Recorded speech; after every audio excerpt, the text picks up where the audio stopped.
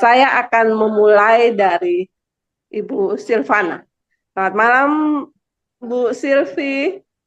Selamat malam Ningsih Ya, semuanya. perempuan dan kepemimpinan nih. Ini seperti sesuatu yang sebenarnya perjuangan ya, tapi perjuangan yang sebenarnya juga punya titik terang ya. Kalau kita melihat banyak sekali contoh Indonesia telah memiliki perempuan-perempuan pemimpin yang punya pengaruh yang luar biasa. Dan Kak Silvana salah satu yang bisa kita catat ya sebagai pemimpin perempuan, baik di gereja maupun di masyarakat. Termasuk juga terlibat dalam proses-proses pengambilan keputusan publik. Kak Sil, menurut Kak Silvana, dalam masyarakat Indonesia yang plural, tapi juga sangat agamais ini, bagaimana mempersiapkan anak-anak kita mulai dari rumah untuk bisa kemudian menjadi seorang pemimpin di ruang publik. Makasih Ningsih. Ya, itu pertanyaan yang sangat penting ya dan fundamental ya. Semua inisiatif dan ikhtiar kemajuan dan kesejahteraan individu maupun masyarakat, komunal, gereja, dan bangsa, katakanlah begitu ya, mau dimulai dari lingkungan terkecil manusia dibentuk, yaitu di lingkungan keluarga. Nah, ini tergantung banyak hal. Pertama-tama tentu tergantung nilai-nilai yang dihayati dan dipraktekkan dalam keluarga tentang siapa laki-laki dan siapa perempuan. Nah, ini faktor utama. Faktor utama karena dia seperti given, diterima oleh seseorang ketika dia hadir dalam keluarga. Ya, misalnya saya nggak tahu ini keluarga pikirannya apa tentang perempuan dan laki-laki, ya kan? Jadi itu katakanlah seperti given ya, saya sangat tergantung pada bagaimana orang tua saya dan lingkungan di sekitar orang tua saya, apa pemahaman, nilai-nilai, dan keyakinan mereka tentang manusia laki-laki dan perempuan gitu. Nah itu satu. Tetapi kita juga sadar bahwa manusia dibentuk oleh lingkungan terdekat lainnya, ya kan? Nah lingkungan kedua itu bisa sekolah, kalau kita sekolah formal, bisa gereja kalau kita sejak kecil aktif di gereja, terutama dua ini, keluarga, sekolah, dan komunitas komunal sama yang menjadi lingkungan kedua bagi seorang anak bertumbuh. Nah, jadi kalau di sekolah dan di gereja, nilai-nilai sangat dipengaruhi oleh tradisionalisme, apalagi konservatisme, maka kemungkinan besar yang didapatkan oleh seseorang dalam proses tumbuh kembangnya ya diwarnai oleh dua kecenderungan itu. Demikian pula di rumah. Nah, kalau seseorang itu bertumbuh di dalam lingkungan yang sama, kemungkinan besar lingkungan itu misalnya di rumah tradisional dan konservatif, di sekolah tradisional dan konservatif, di gereja atau di komunitas agama ya, katakanlah gereja karena konteks kita Kristen ya, juga sangat dipengaruhi oleh tradisionalisme dan konservatisme. Ya, semakin kuat nilai-nilai tertentu tentang laki-laki dan perempuan dalam lingkungan itu akan membentuk seseorang. Tetapi manusia berubah. Nah, perubahan itu termasuk perubahan nilai-nilai, keyakinan, dan praktek hidup sehari-hari itu ditentukan oleh fase berikutnya dalam hidupnya. Nah, setelah keluar dari lingkungan keluarga, tergantung ini misalnya di lingkungan kampus dan pergaulan baru yang lain yang terbuka, apalagi kalau dia berinteraksi dengan bermacam-macam kelompok kepentingan dan kelompok pemikiran, maka akan ada perubahan. Saya sendiri misalnya, saya lahir, tumbuh, besar di lingkungan keluarga yang cukup tradisional, tidak bisa dibilang konservatif, tapi lumayan tradisional, ya, yang berpikir bahwa perempuan itu tugasnya di rumah. Ya, tugas di rumah itu juga tugas-tugas domestik, bukan pengambil keputusan. Karena ada perempuan di rumah tapi mengambil keputusan, ya kan? Tapi kalau saya di rumah, perempuan tidak ngambil keputusan, semua diputuskan oleh bapak-bapak di rumah. Itu pengalaman, walaupun ibu saya aktif bukan hanya di gereja, tapi juga di PPKI misalnya. Tapi tetap pengambilan keputusan dalam rumah, itu dia bukan pihak yang penting gitu. beliau bukan pihak yang penting. Nah, itulah sebabnya pelajaran di kampus menolong, terutama teologi feminis, setelah saya studi S2 teologi, menolong saya untuk menemukan kerangka berpikir, ya, lensa baru dalam menganalisis pengalaman-pengalaman sebelumnya. Disitulah saya belajar bahwa ternyata yang saya alami kemarin itu bermasalah. Jadi saya melakukan, intinya pendek kata, saya melakukan proses refleksi, perenungan, dan proses unlearning, ya, unlearning. Jadi saya harus meninggalkan proses hasil pembelajaran di masa lalu yang tidak tepat, ya, lalu relearning, jadi belajar lagi tentang apa yang sebenarnya penting dalam hidup ini bagi perempuan dan laki-laki untuk membentuk kehidupan, peradaban, dan terutama untuk kebahagiaan dirinya sendiri. Begitu, Ningsih. Iya, terima kasih Kak Sil. Jadi memang lapisan pembentukan perempuan ini berlapis ya. Kak Sylvia coba mengurainya bahwa nilai-nilai dalam diri keluarga, tapi juga di luar keluarga, yaitu lembaga pendidikan, lembaga agama, itu juga membentuk identitas perempuan ya, dan kemudian diterima sebagai identitas yang tergiven tadi ya, dalam perspektif budaya. Kak Silvana, kita coba melihat bagaimana dampak dari kondisi perempuan ketika dia tidak ada dalam ruang publik. Bahwa kebijakan negara kita ini masih menganggap perempuan istimewa itu kalau dia punya peran motherhood ya, motherhood gitu. Dan itu berdampak terhadap bagaimana kondisi perempuan saat ini, kasus kekerasan terhadap ibu dan anak. Kak Silvi sebagai orang yang sudah cukup bekerja panjang untuk isu perempuan dan anak dan pernah di Komnas Perempuan dan sekarang di Komnas Perlindungan Anak, apa yang bisa Kak Silvi bantu kami untuk memahami bagaimana ketika perempuan itu dimuliakan sebagai motherhood itu berdampak pada kasus-kasus kekerasan terhadap perempuan dan anak yang selama ini sudah ditangani oleh Komnas Perempuan dan Komnas Perlindungan Anak.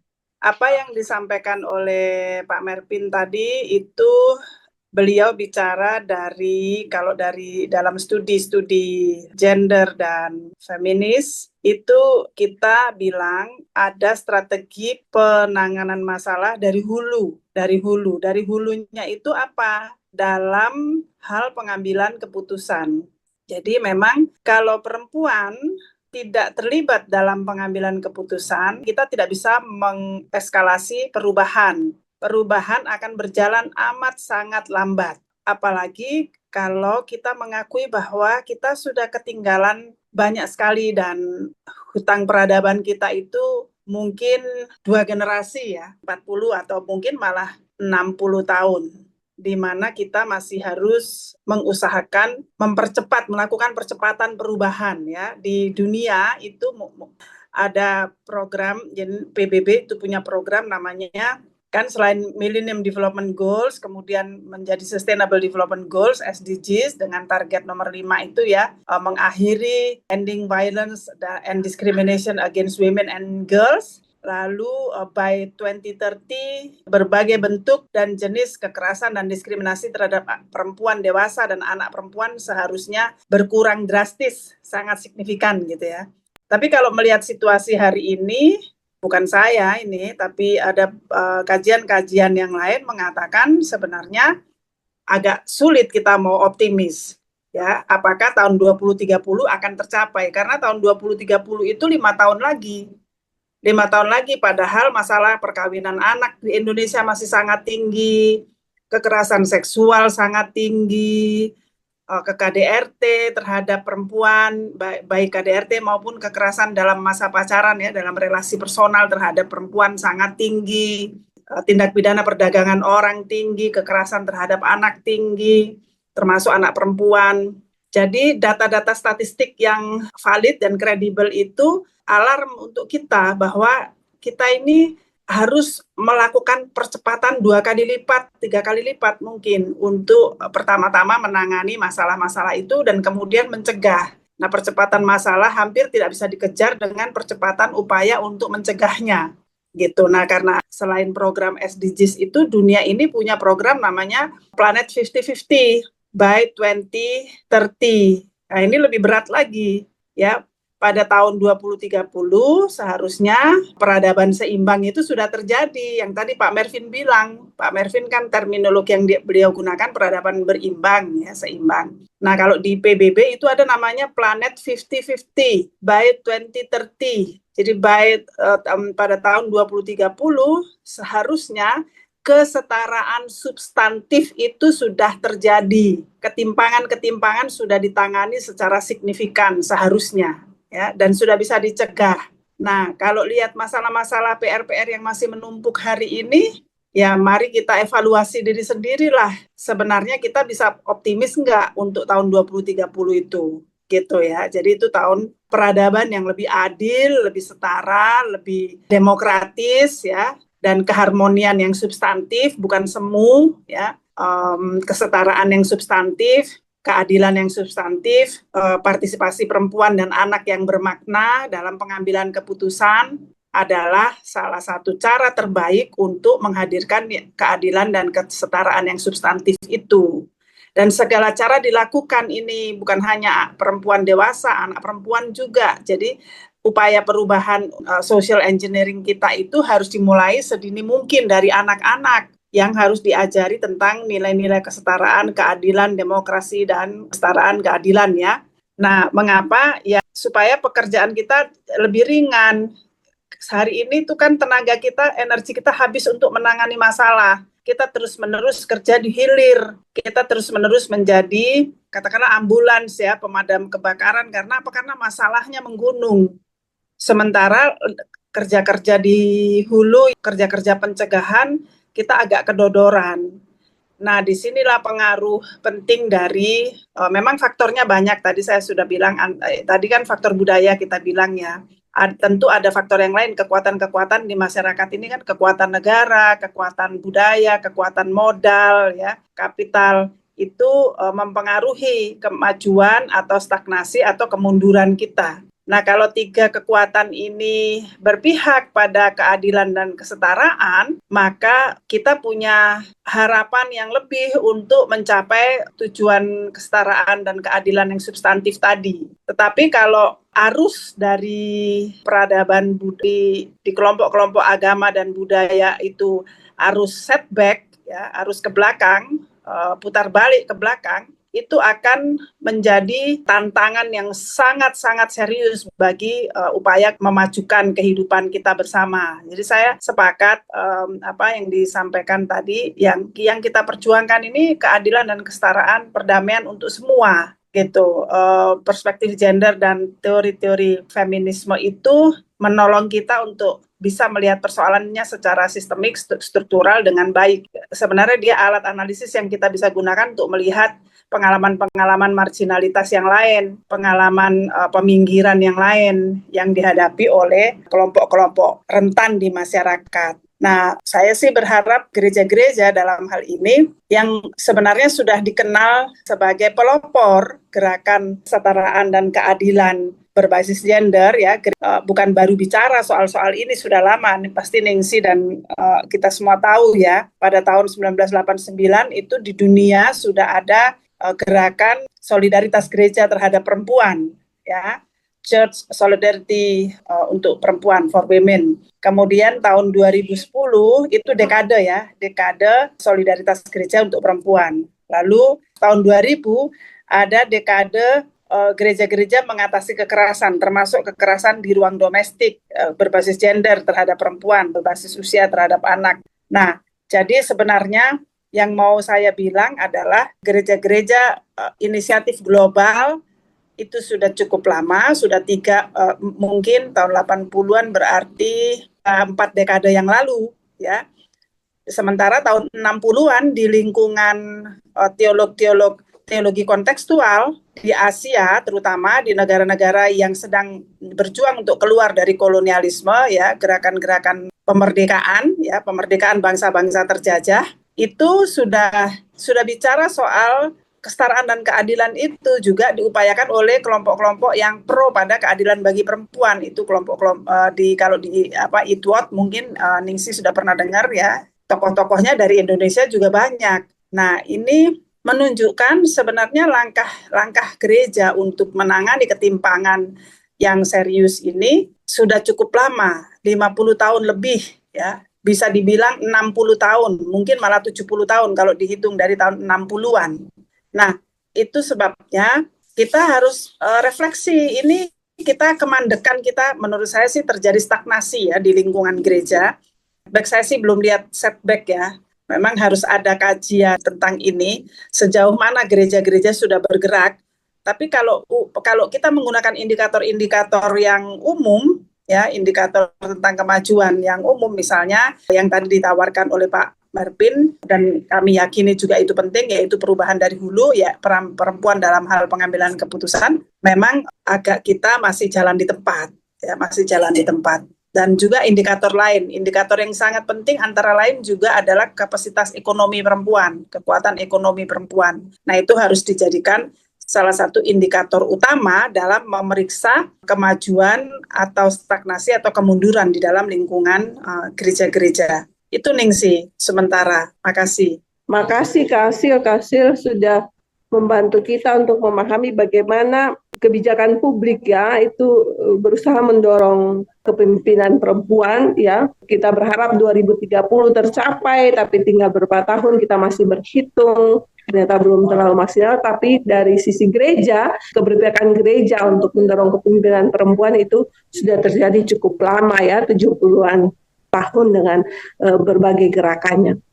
Bu Silvana, antara mendorong perempuan sebagai pemimpin, termasuk kita coba bicara khusus tentang politik praktis ya. Catatan kita perempuan yang duduk dalam kepemimpinan politik praktis, mereka adalah orang-orang yang berduit, mereka adalah istrinya bupati, mereka adalah anaknya pejabat gitu ya. Jadi modal-modal sosialnya ya bagi saya tidak terlalu banyak ya, tapi modal kapitalisnya, modal duitnya lebih banyak. Nah, itu kadang tidak jatuh sama dengan modal kapasitas ya. Walaupun memang kita mencatat banyak juga perempuan yang ada dalam politik praktis itu juga punya catatan memiliki kapasitas yang baik. Bagaimana kita bisa menghadirkan kepemimpinan praktis yang tidak saja terjebak pada tubuh perempuan itu ya karena dia perempuan, tapi juga nilai-nilai feminisme itu bisa masuk dalam kepemimpinan politik praktis. Jadi sebenarnya wacana affirmative action agar perempuan masuk dalam pengambilan keputusan politik praktis elektoral dan pengambilan keputusan publik dari tingkat daerah sampai nasional itu dimulai sangat intens setelah reformasi 98 ya. Jadi pemilu pertama tahun 99, pada saat itulah dimulai proses demokratisasi yang katakanlah sensitif gender ya, itu diperjuangkan terutama oleh kelompok perempuan, tapi juga mendapatkan dukungan dari banyak laki-laki juga. Nah, sampai kemudian perjuangan untuk 30% perempuan berada di posisi-posisi pengambilan keputusan termasuk di DPR itu berhasil masuk dalam undang-undang pemilu.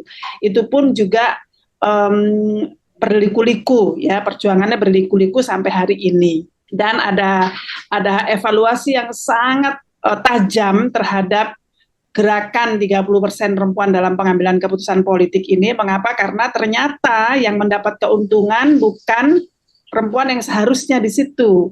Yang mendapat keuntungan dari pendekatan tindakan khusus sementara ini justru perempuan-perempuan yang hidup dengan privilege ya, privilege baik, terutama privilege politik, privilege kekuasaan, dan privilege uang. Nah, itu tadi sudah disebutkan oleh Ningsih ya. Walaupun tidak semua begitu, di DPR ada juga perempuan-perempuan anggota legislatif yang bagus, yang terbaik, yang karena perjuangan mereka membuat sekian banyak regulasi yang pro keadilan bagi perempuan dan kelompok rentan lainnya itu bisa goal gitu ya di DPR. Itu juga karena perempuan-perempuan hebat itu ya. Jumlah mereka memang tidak banyak, tetapi pengaruh mereka cukup kuat. Nah, sekarang wacananya sudah bertumbuh. Wacananya itu beyond numbers. Seharusnya beyond numbers. Kita sudah 25 tahun sesudah reformasi 98, seharusnya perjuangan kita perjuangan lebih kepada kualitas dari demokratisasi yang seharusnya adil gender ini. Sehingga bukan hanya perempuan yang berkualitas, tetapi juga hasil dari, jadi keberhasilan demokratisasi berbasis katakanlah berperspektif gender di dunia politik ini seharusnya diukur dengan indikator seberapa banyak kebijakan-kebijakan publik dihasilkan dari tangan para perempuan yang dipilih, diberi kehormatan, diberi mandat oleh para pemilih untuk berada di kursi pengambilan keputusan di DPR maupun di kepala daerah atau di tingkat di ruang yang lain. Mengapa? Karena jadi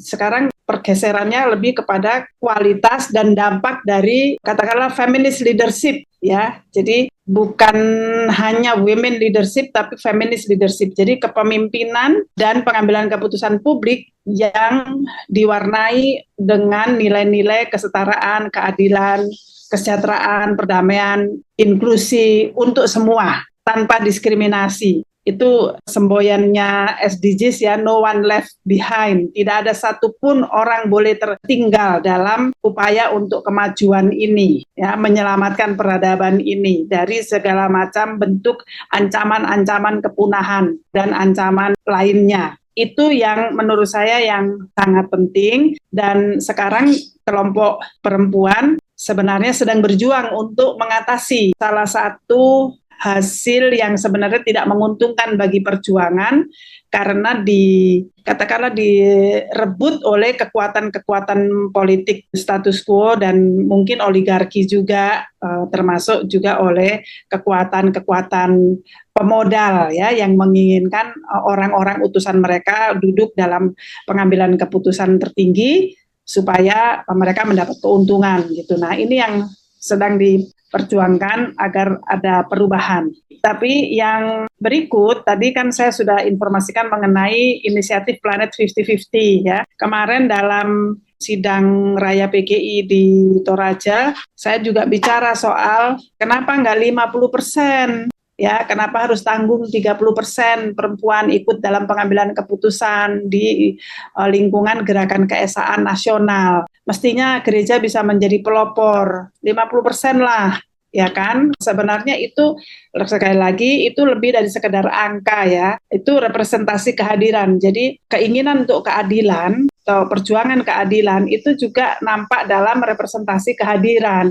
Kalau kita bilang, kita bersikap adil terhadap kelompok rentan, tapi kelompok rentannya itu tersembunyi dan tidak ada, itu patut dipertanyakan konsep keadilan kita itu. Begitu. Nah, sehingga ketika kita mengatakan keadilan dalam hal pengambilan keputusan itu bagi kelompok perempuan dan lain-lain, itu artinya ada kelompok perempuan di dalam sistem pengambilan keputusan. Gitu. Nah, karena itu saya setuju dengan apa yang disampaikan oleh Pak Mervin, berharap ada kesetaraan kuantitas ya, jumlah, tetapi juga kesetaraan kualitatif ya, substantif yang bermakna, sehingga kehadiran nilai-nilai lah yang diharapkan untuk ya mewarnai sistem pengambilan keputusan baik di gereja maupun di ruang-ruang publik di luar gereja. Mungkin itu dulu ya, Ningsi. Terima kasih Kak Silvana. Wah, ternyata Kak Silvana dan Pak Mervin punya ide yang sama ya, tentang bagaimana mendorong kepemimpinan perempuan di ruang publik, termasuk di ruang politik, itu adalah 50% sebagai perubahan yang berarti ya untuk sekarang ini. Kak Silvana, bagaimana kita mempersiapkan generasi muda untuk tahu bahwa kepemimpinan itu sesuatu yang sangat menggairahkan dan itu hak perempuan, dan cara kita mempersiapkan mereka?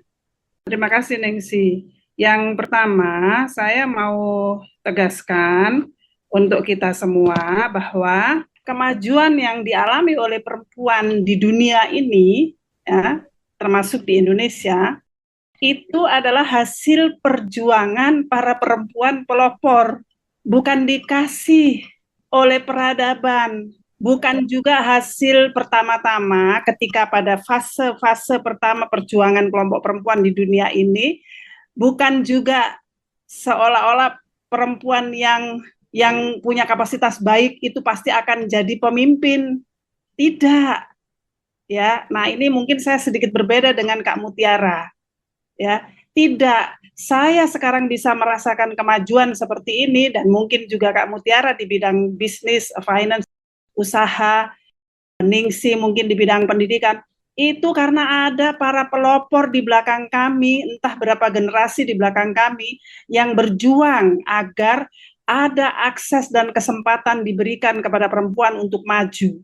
Karena memang peradaban dunia ini peradaban yang mengutamakan laki-laki, seperti yang dibilang Pak Merpin tadi, gitu. Jadi bukan karena saya hebat sekarang ini saya bisa jadi pemimpin kiri kanan, tapi karena dunia di mana saya sedang beraktivitas sekarang ini sudah mengalami pergeseran, mengalami perubahan. Dari mana perubahan itu? Hasil perjuangan para perempuan di belakang saya, gitu. Apa yang mereka perjuangkan? Mereka memperjuangkan perubahan cara berpikir juga di lingkungan gereja dan di lingkungan politik dan juga di lingkungan usaha. Dulu ketika patriarki sangat kental, mau 10 kali lipat lebih pintar kita, nggak ada tempat untuk kita, gitu. Jadi jangan lupa itu. Nah, ini yang selalu saya ingatkan. Tadi Pak Mervin sudah bilang, kapasitas dan potensi asal kita bisa saja sama, tapi akses dan kesempatan itu sangat dibatasi kepada perempuan pada masa itu. Masa sekarang juga masih banyak di daerah-daerah tertentu, gitu. Nah, itulah sebabnya ada dalam sejarah, mungkin kita harus baca lagi sejarah. Dalam sejarah ada tokoh-tokoh yang berjuang untuk mengubah situasi dan mereka berhasil. Bukan perubahan itu bukan hanya terjadi pertama-tama untuk hidup mereka sendiri, tapi juga untuk hidup perempuan yang lain, gitu ya. Nah, kalau dalam sejarah Indonesia kan banyak diceritakan pahlawan-pahlawan nasional tuh ya. Kalau pahlawan nasional yang berjuang dengan senjata melawan pasukan penjajah itu banyak ya kan, tapi yang berjuang dengan pena, menulis dan berpikir bikin sekolah itu juga banyak. Ada Kartini, ada Dewi Sartika, ada Maria Walanda Maramis di Minahasa, ada siapa lagi perempuan-perempuan di Sumatera Utara. Dalam catatan sejarah adalah wilayah yang pertama, wilayah di mana gereja ya maksud saya, di mana lembaga pekabar Injilnya mengizinkan perempuan untuk pendidikan untuk perempuan. Ya, itu pertama kali dilakukan oleh RMG di Sumatera Utara. RMG itu lembaga misi dari Jerman ya. Lalu baru kemudian yang lain-lain. Tetapi wilayah yang pertama kali lepas dari buta huruf adalah Minahasa, Sulawesi Utara, awal abad 20, akhir abad 19. Dari mana semua itu? Dari pendidikan, gitu. Dan pendidikan yang kemudian pada masa itu perempuan-perempuan juga diwajibkan ikut. Dan dulu ya orang-orang tua kita itu yang perempuan-perempuan kalau tidak dipaksa untuk sekolah oleh guru-guru dicari untuk sekolah atau orang tuanya memang sudah berpikiran berkemajuan mengirim mereka untuk sekolah, perempuan nggak akan sekolah, gitu. Jadi itu harus kita ingat. Nah, dalam sejarah yang lebih kontemporer ada yang namanya kebijakan affirmative action yang tadi berulang-ulang disebutkan oleh Ningsi. Kebijakan tindakan khusus sementara. Kenapa harus ada tindakan khusus sementara? Ya tadi, tanpa tindakan khusus sementara kita nggak bisa berlomba karena titik start kita berbeda. Ada yang tidak dibebani oleh tanggung jawab domestik, tanggung jawab sosial yang berlebih-lebihan, sehingga mereka bisa berlari cepat, startnya sudah di depan duluan. Sementara lebih banyak dari itu adalah mereka yang memiliki beban domestik yang jauh lebih besar, peran-peran sosial yang cukup berat ya sebagai caregiver komunitas, bukan hanya caregiver keluarga ya, caregiver komunitas juga yang membuat akhirnya kelompok ini garis startnya di belakang. Sudahlah dia berlari, ada banyak kendala lagi di depan. Jadi itu mungkin Ningsi bahkan dalam diskusi kita malam hari ini harus diingatkan supaya kita tidak menganggap seolah-olah perempuan nggak mau maju. Perempuan mau banget maju dan mereka bisa maju. Masalahnya akses dan kesempatan itu tidak selalu sama. Begitu. Zaman hari ini mungkin lebih mudah menemukan perempuan sebagai direktur di perusahaan, sebagai CEO, whatever namanya. Ya kan? Tapi 30 tahun yang lalu, perempuan harus berjuang 10 kali lipat untuk bisa menjadi seorang direktur dan CEO gitu. Dan pasti ada affirmative action pada zaman itu dan zaman-zaman selanjutnya, sehingga jalan untuk kita sekarang sedikit lebih ringan. Karena apa? Karena sudah ada yang babat hutannya dulu gitu. Nah, walaupun masalah masih sangat banyak. Nah, affirmative action itu dilakukan oleh negara kita, karena tadi ada bapak-bapak yang bertanya apa yang dilakukan oleh negara juga. Sebenarnya kebijakan affirmative action yang kemudian masuk dalam undang-undang pemilu ya, itu hasil perjuangan perempuan-perempuan politisi, ada juga perempuan-perempuan Kristen di sana. Kita juga ikutan ya Ningsi, demo-demonya zaman dulu ya, Ningsi masih di Jakarta. Itu perempuan senior yang paling depan dari lingkungan gereja itu Ibu Titi Sumbung. Beliau sangat dikenal sebagai salah satu pelopor pejuang affirmative action atau tindakan khusus sementara. Apa tindakan khusus sementara itu? Mewajibkan partai politik memberi 30% kursi kepengurusan kepada perempuan. Kalau tidak diwajibkan, nggak nyampe 30%, sudah diwajibkan aja banyak yang belum nyampe, ya kan? Begitu. Nah, di gereja sudah lama dilakukan. Di PGI itu saya adalah hasil affirmative action. Saya nggak tahu Ningsi, ya. Saya pergi kuliah S2 di Belanda mendapatkan beasiswa, itu karena pemberi beasiswa mewajibkan. Ini ada 2 beasiswa. Yang satu wajib perempuan. Kalau tidak diwajibkan perempuan, nggak ada perempuan sekolah S2 sejarah waktu itu. Begitu juga dalam sidang-sidang PGI, undangan-undangan selalu ada wajib perempuan, wajib anak muda, diwajibkan. Itu namanya tindakan khusus sementara. Ketika posisi-posisi ini sudah akses dan kesempatan itu sudah setara, nggak perlu lagi diwajibkan gitu. Jadi tidak semua orang garis startnya sama, dan itu yang harus kita poin yang kedua itu ya. Poin yang pertama, kita ini adalah hasil perjuangan para pendahulu kita. Nah, kemajuan kita sekarang salah satunya adalah hasil kerja keras para pelopor di masa-masa yang lalu. Ya, ini apalagi kalau mau buka sejarah panjang di tingkat dunia dan di tingkat Indonesia, diskusi kita bisa seharian. Nah, itu yang pertama. Dan yang kedua, sekarang sebenarnya gereja yang sudah sangat berpengalaman, kalau tadi saya mulai dengan sejarah pendidikan, di mana gereja di awal abad 20, abad 19 ya, akhir abad 19, terutama ketika gerakan literasi itu menyebar merata di banyak tempat, walaupun belum untuk semua, masih terbatas pada anak-anak kelas menengah pada zaman itu, ya, anak-anak guru, anak-anak pegawai pemerintah, ya, belum education for all, belum, tetapi anak-anak perempuan sudah disarankan untuk bersekolah ketimbang dikawinkan. Kalau zaman dulu umur 12 tahun ketika sudah menstruasi pertama sudah bisa mau dikawinkan oleh orang tuanya. Nah, pada awal abad 20 itu ya, saya sempat mewawancarai beberapa orang tua yang sudah sangat sepuh, kalau masih hidup umur mereka udah 90 tahun sekarang. Bagaimana pengalaman mereka dulu ketika mereka bersekolah? Wah, itu sangat luar biasa perjuangan mereka ya. Mereka sudah diberi kesempatan untuk sekolah pada waktu itu oleh guru-guru Injil ya, dan orang tuanya juga memberi mereka kesempatan sekolah. Ini perempuan-perempuan ya, termasuk perempuan-perempuan di Papua waktu itu. Dan mereka juga semangat ingin bersekolah, ingin jadi pinter seperti saudaranya yang laki-laki. Ingat ceritanya Kartini ya, Kartini juga kan mau pinter karena saudara-saudara laki-lakinya yang pinter ya. Jadi ada keinginan anak-anak gadis, anak-anak perempuan yang mau maju seperti halnya saudara-saudaranya, dan itu mendapatkan kesempatan gitu. Nah, tanpa kesempatan yang khusus diberikan kepada mereka, agak sulit membayangkan perempuan punya pendidikan yang sama dengan laki-laki zaman itu. Dan zaman sekarang masih ada prakteknya di beberapa tempat di Indonesia ini dan di dunia ya.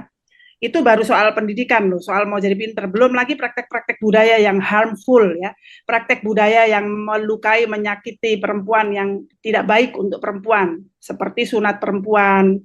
Ya, kalau di Indonesia mungkin tidak ditemukan di kelompok Kristen, di Afrika banyak di kelompok Kristen. Ya, belum lagi kalau di Indonesia mungkin perkawinan anak ya, dan kekerasan seksual yang menjadi penghambat anak-anak perempuan untuk maju. Nah, itu menurut saya kalau kemudian saya sambung dengan pertanyaan Ningsi, bagaimana gereja harus menyiapkan, ya tinggal dilanjutkan apa hal-hal yang baik dulu dilakukan oleh gereja, dilanjutkan, ditambahkan, ditingkatkan, dengan pertama-tama mulai dengan perspektif yang menghormati anak-anak, ya kan? Ada gerakan namanya gereja ramah anak, dimulai dengan itu. Ketika penghormatan kepada anak-anak itu diutamakan, kemudian membuka ruang akses dan kesempatan anak-anak untuk maju, bukan hanya pendidikan tapi juga ikut mengambil keputusan, itu sangat baik. Nah, di dalam kerangka hak asasi anak itu ada 4 prinsip hak anak. 1, non-diskriminatif, 2, hak tumbuh kembang, 3, kepentingan terbaik bagi anak, dan yang keempat, partisipasi anak, atau anak ikut bicara, ikut menentukan apa yang penting untuk hidupnya. Nah, ini gereja-gereja harus mulai membuka ruang anak-anak ikut mengambil keputusan di dalam kebijakan, program, dan anggaran gereja. Ya, bukan hanya anak-anak jadi murid sekolah minggu saja, tapi mereka ditanya pendapat mereka untuk program jemaat itu apa menurut anak-anak. Nah, ini, dan tidak boleh dibedakan antara anak laki-laki dan anak perempuan. Nah, ini saya rasa kemajuan-kemajuan yang kecil-kecil dalam hal pelibatan anak-anak untuk pengambilan keputusan, mendampingi anak-anak untuk punya pendapatnya sendiri dan memberi ruang anak-anak untuk menyampaikan pendapatnya sendiri dan memberi komitmen untuk mendengarkan pendapat anak-anak. Nah, itu sangat penting. Dengan tidak membedakan identitas gender anak, itu menjadi langkah yang kunci yang mendasar bagi gereja untuk memastikan gereja punya kader di masa yang akan datang. Jadi mulai dengan kebiasaan-kebiasaan baik, strategi-strategi baik yang dimulai dari masa anak-anak itu ditingkatkan sampai mereka dewasa. Dan saya kira itu akan menolong harapan kita untuk adanya perubahan yang lebih baik. Begitu, Ningsi, terima kasih. Kak Silvana, apa harapan Kak Silvana ketika perempuan sudah menjadi seorang pemimpin?